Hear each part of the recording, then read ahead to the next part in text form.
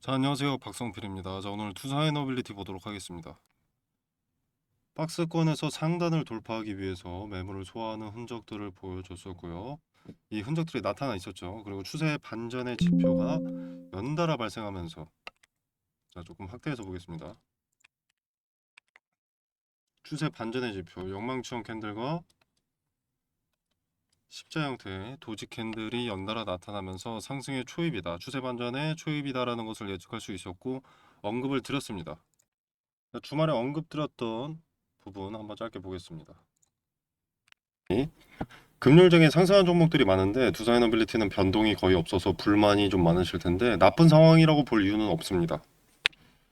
의미가 큰 박스권 하단의 자리에 지지를 받고 다시 올라온 상태이기 때문이고, 그 전거래일을 보면 조금 확대해서, 전거래일을 보면 요 매물대 저항을 받고 다시 내려왔잖아요. 영망치형 캔들로다가. 자, 이거 매물 소화하는 흐름이죠. 캔들 자체도 영망치랑 십자 형태의 도지 캔들은 몸통이 좀 있긴 한데 이 두 가지가 추세 반전의 캔들로 분석이 되거든요. 자, 전체적으로는 횡보하는 그림인데 단기적인 추세로 보면은 이제 박스권 내에서 하락하던 추세에서 추세 반전의 지표가 동시에 두 개가 뜬 것이고, 매물대 매물 소화를 거친 흐름이기 때문에 다가올 CES 2026 이슈를 등에 업고 박스권 상단을 돌파할 경우의 수도 있지 않나 생각이 듭니다. 거들먹거리는 게 아니고요. 두사이너빌리티는 기간 조정을 보여줬던 사례가 바로 직전에도 있었기 때문에 이게 힌트였습니다. 이 부분 말씀드리는 거죠. 흐름이 똑같습니다. 한번 이탈했던 것까지, 공포심을 조성했던 부분까지 같습니다. 그리고 매물대를 소화하고, 한차례 소화하고 매물대를 등에 업고 이렇게 급등을 했던 거죠. 자, 여기도 흐름이 마찬가지였습니다. 매물대, 그리고 주말간 CES 2026 이 이슈를 등에 업을 거라고 했었는데, 자, 이제 CES 2026이 바로 코앞으로 다가왔죠. 1월 6일부터 시작입니다. 자, 그렇기 때문에 기대감이 반영될 수밖에 없는 시점인데, 이 시점에 맞춰서 매물 소화를 진행하고 박스권 상단을 향해 가는 흐름을 목격했기 때문에 박스권 상단 돌파를 예측했습니다. 자, 두산어빌리티야 늘 제로가 있죠. 수주가 나와도 주가 변동이 없었습니다. 자, 그렇다면 결국 주도 주체의 의도에 따라서 주가가 결정된다는 의미이기 때문에 차트에서 힌트를 찾아야 된다고 판단을 했고요. 그리고 국내 증시 자체가 AI 테마를 주도하는 이 반도체 대형주들이 급등하는 추세이기 때문에 AI 인프라 관련돼서, 그러니까 전력 관련돼서 SMR이나 가스터빈 요걸 다루는 두산에너빌리티도 따라갈 가능성이 높다고 봤습니다. 그리고 후발주는 지금 AI 섹터에서 선발주는 이제 뭐 반도체 쪽이잖아요. 전력은 좀 후발주일 수밖에 없고, 후발주 같은 경우에는 선발주들이 다 반영된 이후에 선발주들 조정받을 때 그 선발주에 들어갔던 수급들이 빠져나오면서 수급이 순환되면서 뒤늦은 출발을 하기 때문이고, 그리고 SMR 기업인 뭐 뉴스케일 파워나 오클로, 컨스텔레이션 에너지, 비스트라, 블룸 에너지 등등 얘네들이 급등을 했기 때문에 이제 AI와 원전 업종이 동시에 강세를 보이면서 이 박스권을 돌파를 했습니다. 자, 여기서 우리가 알 수 있는 것은 두산에너빌리티라는 기업의 단독 호재보다는 섹터의 어떤 호재가, 테마에 어떤 호재가 있냐에 따라서 두산에너빌리티는 움직인다라는 걸 알 수 있는 부분입니다. 자, 그래서 앞으로도 세계 증시의 중심이 무엇인지, 그리고 미국의 행보에 따라서 업황이 달라지기 때문에 미국은 어떤 정책을 내놓는지 알아볼 필요가 있겠고요. 당장 코앞으로 다가온 CES 2026에서 AI 관련된 내용들을 살피고 그 내용들이 두산에너빌리티에 어떤 영향을 줄지 분석할 필요가 있겠습니다. 자, 관련된 세부 내용은 텔레그램방에서 공유 드리도록 하겠고요. 차후에 영상으로도 다루도록 하겠습니다. 자, 그리고 말씀드리는 와중에 매물대가 원래 기존에 여기 있었다가 좀 깜빡깜빡이시는 거 보셨는지 모르겠는데 요 위로 올라왔습니다. 여기 있던 매물대보다 여기에 매물이 많아졌다는 거죠. 자, 이제 박스권 상단을 돌파했기 때문에 기존에 강력한 저항이 될 수밖에 없었던 이 박스권 상단은 강력한 지지로 바뀌게 됩니다. 자, 근데 여기 매물대가 쌓여버렸죠. 자, 그러면 이제 우리는 뭘 봐야 되느냐? 여기 강력한 지지가 설정이 됐고 또 매물대로서 강력한 저항이 생겨버렸습니다. 여기 이렇게 요 자리는 저항이고 요 자리는 지지다. 아주 폭이 좁죠. 만약에 지금 흐름대로 여기 위에서 종가가 마무리가 되면은 요 매물대도 지지 스탠스를 잡기 때문에 저점을 좀 더 올려놨다고 볼 수 있는데 만약에 여기 아래로 내려가서 종가가 마무리가 되면요 요 좁은 자리에서 단기간 동안 횡보할 수 있습니다. 근데 둘 다 부정적이지 않은 게 일단 요 위로 올라가면은 지지대를 높였으니까 좋은 거고요. 요 아래로 내려간다고 하더라도 여기 틈새가 상당히 좁기 때문에 이격이 상당히 좁기 때문에 여기 부딪혔을 때 그러니까 저항에 부딪혔을 때 그리고 지지에 부딪혔을 때 어떤 제스처가 나오는지에 따라서 우리가 어떤 대응을 해야 된다. 짧은 기간 동안 그러니까 단기간 동안 주가 추세를 예측을 할 수 있기 때문에 부정적일 필요가 없는 일입니다. 요 아래로 내려가든 요 위로 올라오든. 자, 다만 마지막 상황에 따라서 뭘 봐야 되는지, 뭘 보고 힌트를 얻어야 되는지가 달라지기 때문에 체크는 해야겠죠. 자, 이 부분 디테일도 텔레그램 방에서 언급을 드리도록 하겠습니다. 자, 부터 전체적으로 두산에너빌리티가 오늘 급등한 이유가 단기적인 호재의 성격을 띠고 있었다면 시세 차익 매물이 나오면서 이렇게 빠질 텐데 다시 빠지는 흐름이 나올 텐데 지금 그게 아니라 업종의 호황, SMR이라는 것과 그리고 AI 인프라 전력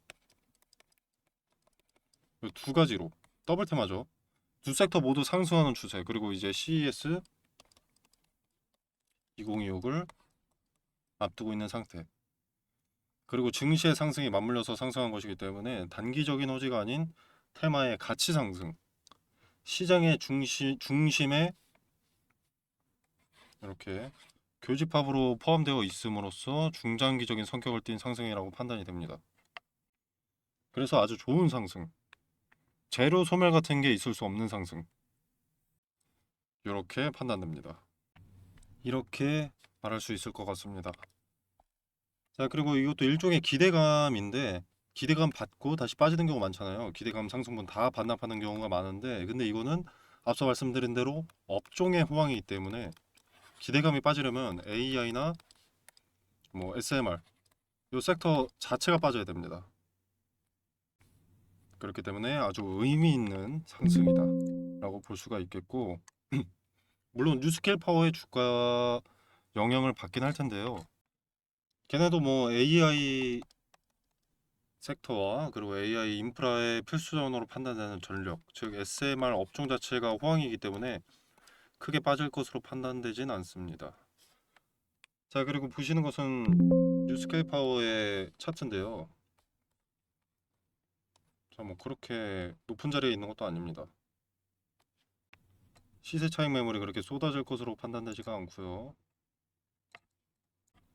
이렇게 크게 넓혀서 보면은 자, 얘네도 지금 지지대가 의미 있는 자리에 지지를 받습니다. 지지와 저항이 수렴된 자리인데 지지와 저항이 수렴됐다는 것은 상당히 의미가 있는 자리라는 거거든요. 투자자들 투심의 집합체가 지지와 저항입니다. 그들의 평단과도 연관이 있고요. 자, 그렇기 때문에 이런 자리에서 지지를 받으면 이렇게 반등을 한다거나 아니면 이 자리를 돌파했을 때 급등을 한다거나 다시 내려왔는데 지지받고 반등한다거나 이런 흐름이 나와주는 거거든요. 근데 이런 자리에서 지지를 받았다는 것은 마지노선까지 내려왔고 마지노선은 지켜주는 것을 목격한 투자자들의 매수세가 집중되기 때문에 반등을 하는 겁니다. 자, 그래서 뉴스케일 파워의 흐름도 꽤나 긍정적이다라고 말씀을 드리고 싶고 자, 그리고 이렇게 CES2026이라고 검색을 해보면 상당히 굵직한 기업들이 많이 보입니다. 그죠? 이 CES2026에 참가하는 빅테크 기업들이 상당히 많다는 의미이고, 자, 이번 CES2026은 신제품 발표를 넘어서 AI가 화면 밖으로 나오게 됩니다. 로봇이나 뭐 하드웨어가 몸을 갖게 되는 거죠. AI 섹터에 자금이 몰린 것도 작년 CES 2025를 필두로 몰리기 시작했습니다. 자, 기존부터 챗 GPT로 AI가 주목을 받긴 했었지만 글로벌 빅테크 기업들이 AI 시장에 뛰어들었다는 것을 직접 두 눈으로 목격할 수 있었던 게 CES 2025였죠. 작년에는 모든 곳에 AI였다면 올해는 움직이는 AI입니다. 작년에는 AI가 레시피를 알려줬다면 올해는 AI 로봇이 레시피대로 재료를 갖다 주는 또는 요리하는 그런 모습인 거죠.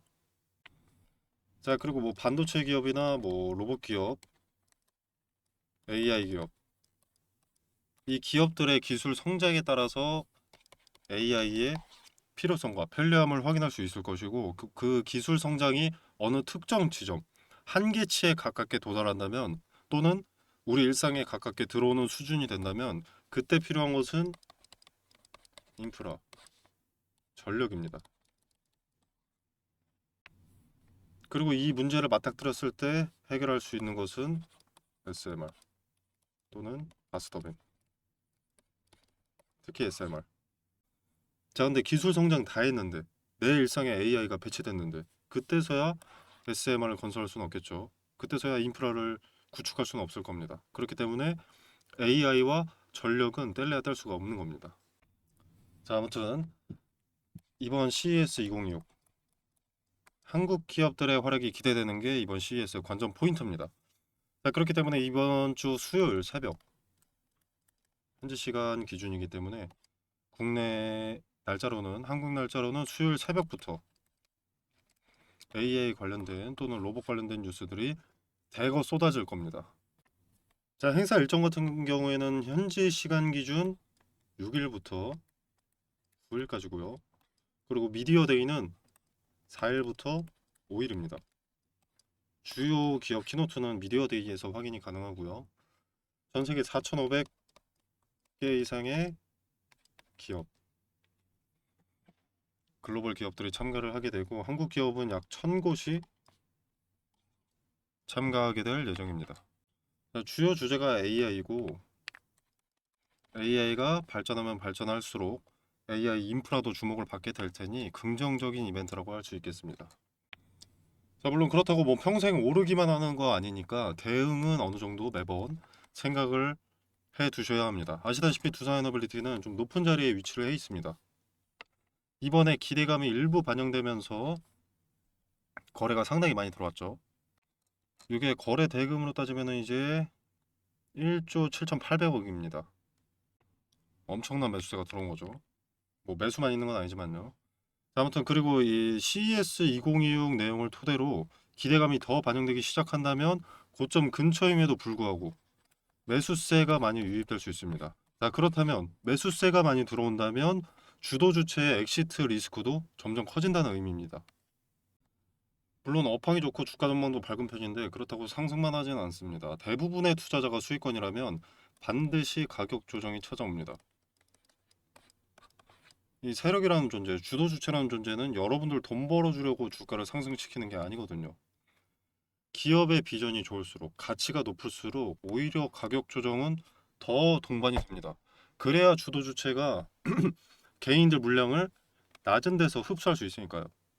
어차피 기업의 가치는 높으니까 다시 올라갈 테고. 대부분의 개인들은 종목 현황이 어떻든 주가가 오르면 좋은 종목, 주가가 내리면 안 좋은 종목 이렇게 판단을 하기 때문에 주가 하락을 목격하게 함으로써 개인들의 이익을 적어지게 만들고 그렇게 물량을 뺏어갈 가능성이 존재합니다.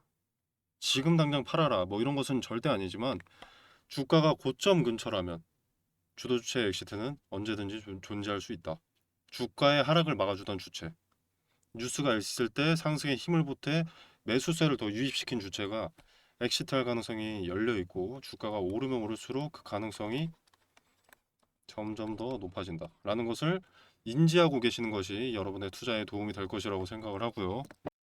물론 아직 발생하지 않은 일이고 개인적으로는 기대감 일정이 바로 눈앞에 있기 때문에 아직 걱정할 단계라고 보지는 않지만, 딱 하나, 주가가 고점 부근이고 매수세가 크게 유입되는 시점이다 라는 것은 조금 보수적으로 접근하는 쪽이 좋지 않나라고 생각을 해봅니다. 자, 그래서 신규 매수 같은 경우에는 이제 저점을 높였고 고점이 뚫린 것을 확인한 후에 점검해 보는 게 좋다고 생각을 하고요. 자, 그리고 이제 리스크 최소한 데 중점을 두시는 분들은 저항의 자리다라는 흔적을 확인한다면 분할로 일부라도 쪼개서 일단 내 주머니에 일부 챙기고, 그리고 이제 마찬가지 지지의 흔적을 확인했을 때 분할 매수하는 관점으로 접근하시면 되겠습니다. 이 저항의 자리라던가 뭐 지지의 자리 같은 것은 보통 수렴됩니다. 수렴. 의미가 있는 자리는 수렴이 됩니다. 한 번 저항받는다고 매도하는 게 아니라 수차례 저항받는 자리가 있고요. 수차례 지지받는 자리가 존재합니다. 그래서 의미 있는 자리들을 체크하시면 꽤 도움이 되실 겁니다. 관련된 디테일은 텔레그램 방에서 근거와 함께 설명드리도록 하겠습니다.